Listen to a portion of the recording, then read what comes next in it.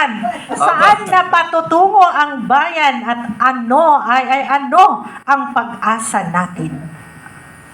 Habang merong mga taong tulad ng taga-PDP na hindi nawawalan ng pag-asa na mapaunlad, na masenso, na mapabuti yung ating bayan, ay meron po tayong pag-asa. Ang United People's Initiative po ay naninindigan at malakas po ang aming kumpiyansa ng ating bayan ay mapapanumbalik natin sa dapat kung nasaan siya. So kami po ay umaasa na maayos natin ang ating bayan. May pag-asa po tayong lahat habang tayo nabubuhay, habang tayo may lakas, habang tayo ay magkakaisa at makikisama, maibabalik po natin ang kagandaan at kabutihan dito sa ating bayan. Ayan, General Virgilio Garcia, mensahe mo para sa mga PDP Laban members, viewers, the bloggers, the media that are supporting the kapihan sa PDP Laban.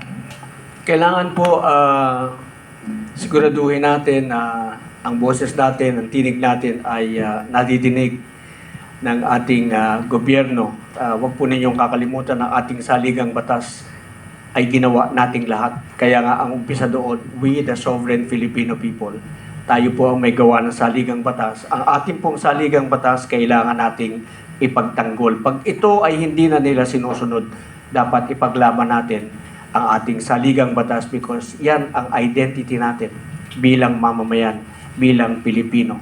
Hindi po yan pwedeng basta-basta na lamang nilalapastanganin. Captain Valeros, 1 minute na mensahe mo sa mga ka-PDP at kakapihan sa PDP. Mabuhay kayo at lalo pa ninyong palakasin ang PDP at explain ko lang, maraming bumabati ko sa UPI dahil sinasabi ni General Romy, hindi tayo political party, non-partisan tayo. Ang masasabi ko lang, kakampi ng UPI lahat. At kasama dyan ang PDP at ibang grupo. Ang hindi lang kakampi ng UPI, yung Makabayan Black. Ulitin ko kaya nandito kami at maraming salamat sa kabuuan ng PDP dahil walang kahilingan ang UPI, maliit o malaking tulong na pinagkakait ng PDP. Sa totoo lang.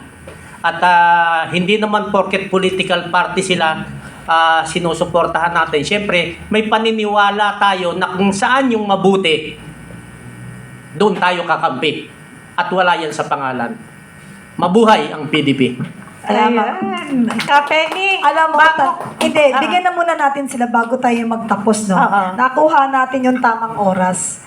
Pero bigyan natin ng pagkakataon kasi naulinigan ko kanina, parang meron silang announcement. So, we give way sa kanilang announcement dahil very important to. Dahil yung UPI, yung palang pangalan nila, alam na ninyo kung ano ang kanilang biyayang hatid, balitang hatid, at paninindigan para sa bayan.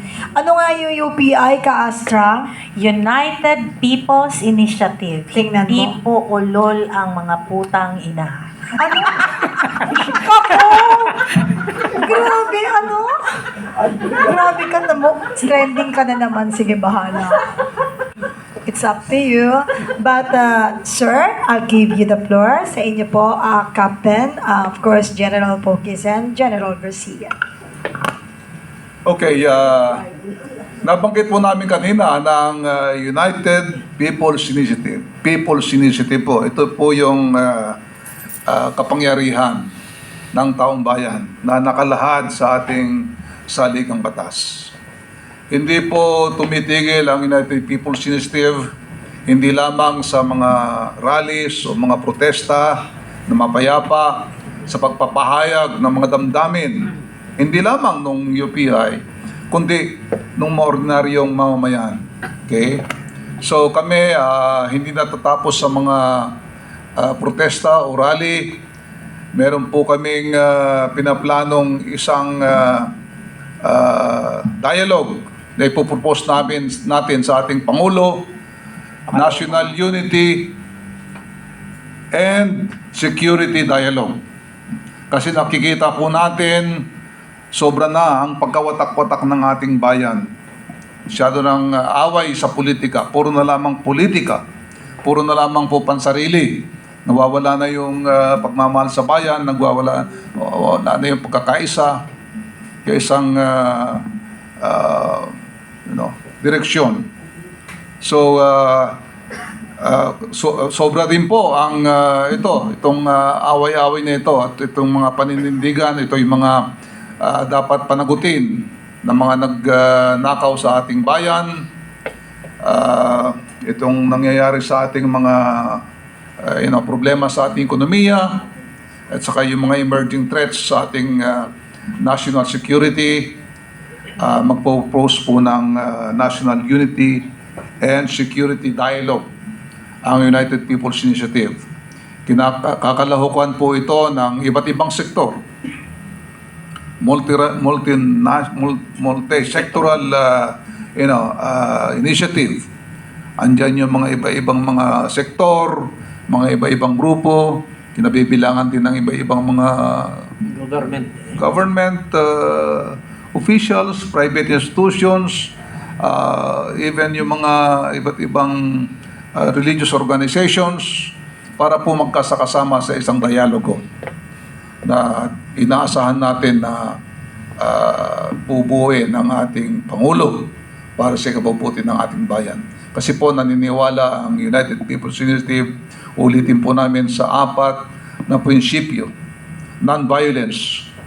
Ini-explore po natin lahat ng mga pamamaraan ng mga non-violent o yung mga inisyatibo o yung mga pamamaraan na walang karahasan.